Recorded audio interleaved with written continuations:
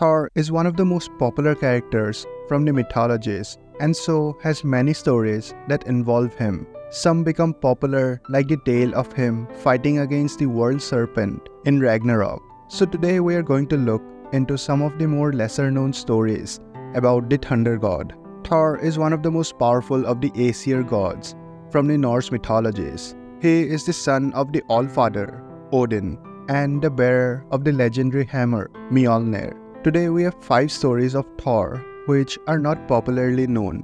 I heard these stories way later when I actually got into mythology. So hope you guys enjoy it. Also hit that subscribe button. We are very close to 500 subs. Now let's start with our first story. Whenever anyone pictures Thor, he is seen as a muscular figure with the hammer Mjolnir in his hands. But there was a time when he lost his hammer. Every god, especially Thor, was worried sick. They all wanted to find the hammer, as it was one of the most powerful weapons in existence. The weapon itself strikes fear into the hearts of the enemies and stops them from attacking the Aesir gods. But now that it's missing, it was a big deal. What happened was, one night when Thor was sleeping, the giant Thrym came to his room and stole Mjolnir, which was right beside his bed. When Thor couldn't find his hammer, he started raging. In his rage, the mountains shook and the clouds blackened. He called his brother Loki, the trickster. He asked him for help to find his hammer. Even Loki knew that the hammer Mjolnir was one of the weapons keeping the giants at bay. With Mjolnir, Thor can slay many giants, but with it gone, the giants might stand a chance against the gods. So Loki asked Freya to lend him her cloak. Freya agrees, and with the help of that cloak, Loki turned himself into a magnificent falcon. In disguise, he enters the land of the giants. Thrym was the king of the giants. He lived on top of a mountain, sitting on his throne. Loki went to him. Thrym immediately recognizes him and asks if everything is fine. Loki says that everything is not fine. One of the greatest weapons from the arsenal of the gods is missing. Thrym told the trickster that he is the one who stole the hammer and will not give it back until Freya becomes his wife. This was a big ask for any giant.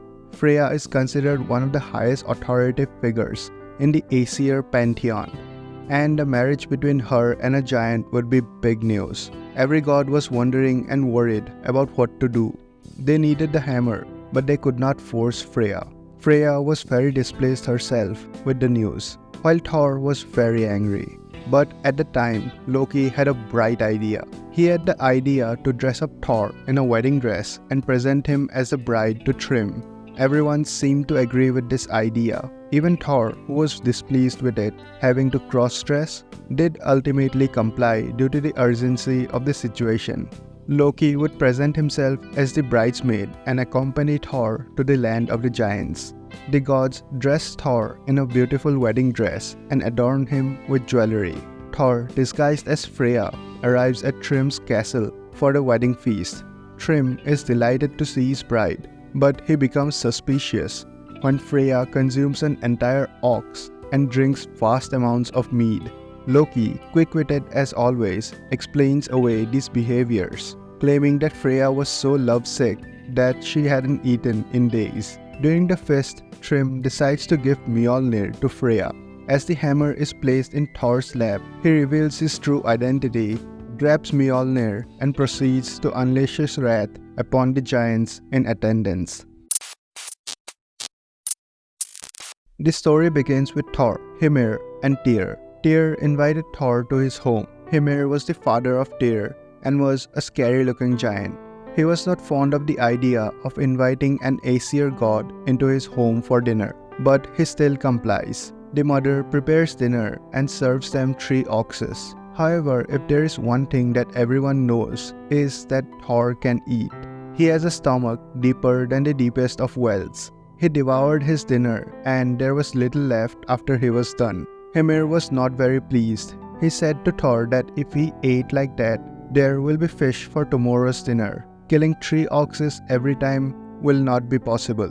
Thor said that he would like to come with Hymir to fish. He says that he has strong arms and can row the boat well. Hymir was not impressed and made a comment that the lance he rode would kill a god like Thor. Hearing this, Thor was very angry. He almost picked up his hammer and wanted to strike down Hymir, but Tyr realized that and calmed Thor down. After insisting, Hymir accepted, but said Thor would have to bring his own bait.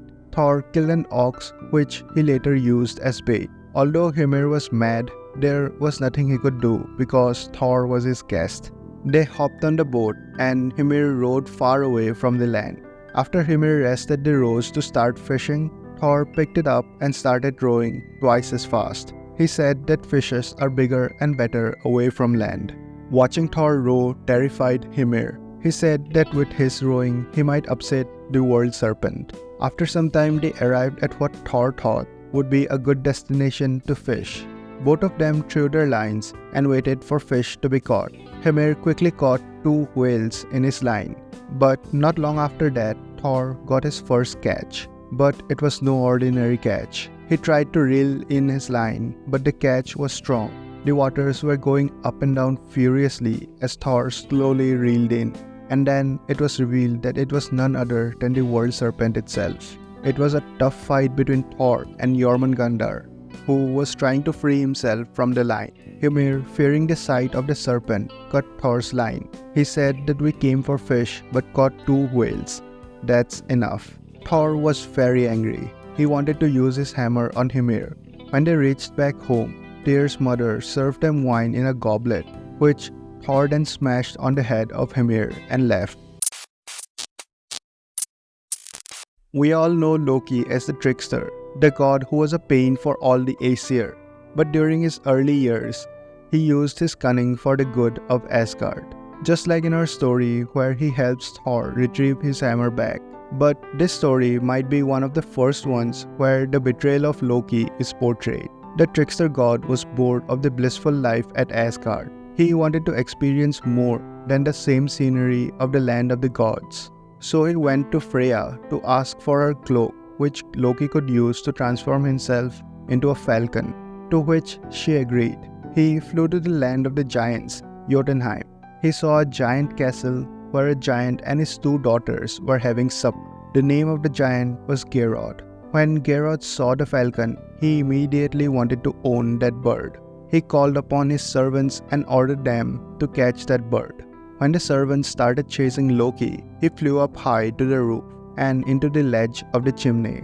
The first servant was slow and was losing his breath when he reached the roof. But as Loki planned, he flew up high right when the servant tried to catch it. But when the second servant came, Loki's leg got stuck in the chimney and he was caught. The giant took a closer look at the falcon, and when he looked into his eyes, he realized that it was no falcon but someone disguised as it. Geirrod tried to gain information by squeezing him in between his hands, but to no avail. He realized that physical torture will not work on him, so he thought hunger might be his bane. Geirrod imprisoned Loki and gave him no food and water. Loki stayed resilient, but after 3 months he could not take it anymore. He revealed himself to the giant. The giant recognized him and saw an opportunity to take on his greatest rival, the almighty Thor. So Geirrod made Loki make an oath to bring Thor without his hammer Mjolnir and his belt of strength. If he fails to do so, Geirrod would kill him right there. Fearing for his life, Loki agreed to bring back Thor with him. With that, Loki returned to Asgard and met with Thor. He said that in Jotunheim, there is a big palace that has everything that Thor liked. He persuaded Thor and takes him along with him to Geirrod's place. Loki also said that taking a weapon and armor would not look good when visiting someone.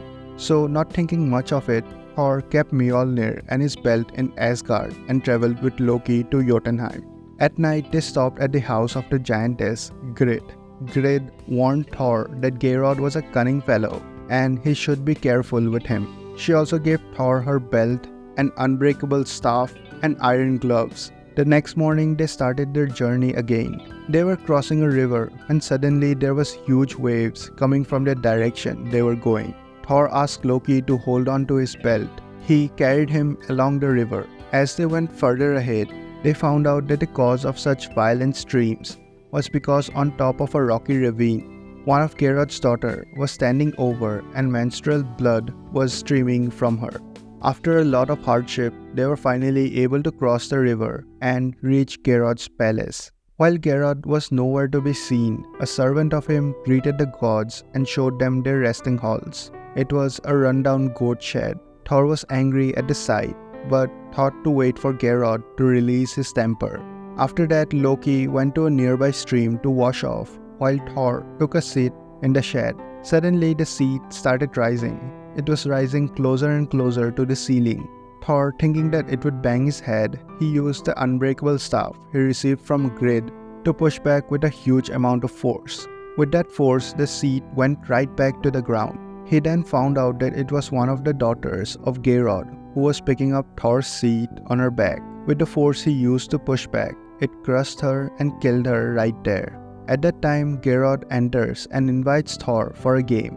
He tossed a fireball hot enough to pierce any skin and bones. Thor remembered that he received iron gloves, which he used to catch the ball and throw it back to Gerod, which went right through his stomach, instantly killing him. Odin, the All-Father, was roaming the lands on his horse when he entered the realm of the giants, Jotunheim. Everyone in Jotunheim was starstruck after watching the warrior in golden armor riding one of the most magnificent horses they've ever seen. But there was one giant named Hrungnir who was not impressed. Hrungnir was made of stone and he stood in front of Odin, blocking his way. Odin asked, "What is this all about?" Hrungnir replied by asking who he was and also said that he had a splendid horse. Odin was full of pride and boasted that there is no horse in Jotunheim that is even half as good as my horse. This made Hrungnir very angry. He said that my horse is way better than yours, and to prove it, he challenged Odin to a race. Both the horses were very fast, both were splendid, but the horse of the All-Father was a little bit quicker, so he won the race, fair and square, but only by a little margin. Impressed, Odin invited Hrungnir to Valhalla as a guest and to feast with the gods. A banquet was prepared and mead was served. Hrungnir drank goblets after goblets of wine. Drunk, he forgot that he was in the lands of the gods and started boasting about his deeds. He also said that he could lift Asgard with his hands, smash the walls of Valhalla, and defeat every single one of the gods, except Freya and Sif, who would serve the giants in his house. This made the gods angry, but they had the code of hospitality. Odin valued the hospitality of his guests very highly, and so Hrungnir was not harmed. The gods called in Thor to get rid of the giant. Hrungnir caught sight of Thor and said that he wouldn't harm a guest. He said that he was unarmed and drunk, and so fighting him would put shame in the name of Thor and all of Asgard. So Thor said that he would fight the giant anywhere, anytime he wants. After this conversation, the giant went back to Jotunheim to prepare for battle. He armed himself with a shield and a huge stone, which he planned to throw at Thor when he arrived. When Thor arrived, huge thunder accompanied him. The clouds darkened and lightning struck the lands. When Thor arrived, he threw his hammer and Hrungnir threw the rock. When both collided, there was a massive explosion. The stone broke into two parts. One went into the ground, which created a mountain. The other struck Thor's head and buried itself into it, while the hammer, Mjolnir, kept on going and went through the giant's head. With one strike, Thor killed Hrungnir. This is one of the most interesting stories of Thor and also one of the most confusing ones. One day, Loki and Thor were traveling through the realms. They planned to go to the land of the giants. On their way, they stayed in a farmer's house for the night. Impressed by their hospitality, Thor wanted to reward them, so he offered one of his goats to prepare for the meal. He could bring back the goats to life, so there was no loss for Thor. After they had the meal, Thor asked the farmers to put back the bones into the hide that he laid out, but one of the daughters of the farmer took out the marrow before putting the bones back in. This resulted in one of the goats to be reborn with a hind leg. Thor was angry at them and wanted to smite them all. Fearing this, the farmer offered his daughters as a form of repayment. Thor accepted, and the daughters, Loki and Thor, went on their way to Jotunheim. One night there was a huge earthquake. But later, the company found out that it was a giant whose snoring was causing all of the rumble. Thor, in his anger, wanted to kill the giant, but right before he could attack, the giant woke up and introduced himself. He said that he was a giant named Skrimir, and also that he knew who the company was. He asked to journey together with them. The gods agreed and they went on their way. All the rations that the gods brought with them were being carried by the giant. When the giant went to sleep, it was up to Thor to open up the bag and take out the rations. But Thor was unable to do that. In his anger, he struck the giant, but the giant woke up and asked whether a leaf had fallen on his head. He then went back to sleep. With his snoring, the ground shook once again. As Thor was already angry, he decided to strike once again. And again the giant woke up asking, did an acorn fall on his head? Later, again Thor decided to strike his head, and again the giant woke up asking, did a bird drop twigs on his head from the trees? After this, morning came and the giant went on his way. Thor and his company came across a giant hall, and in it were giants feasting. The head of the castle was Utgard Loki.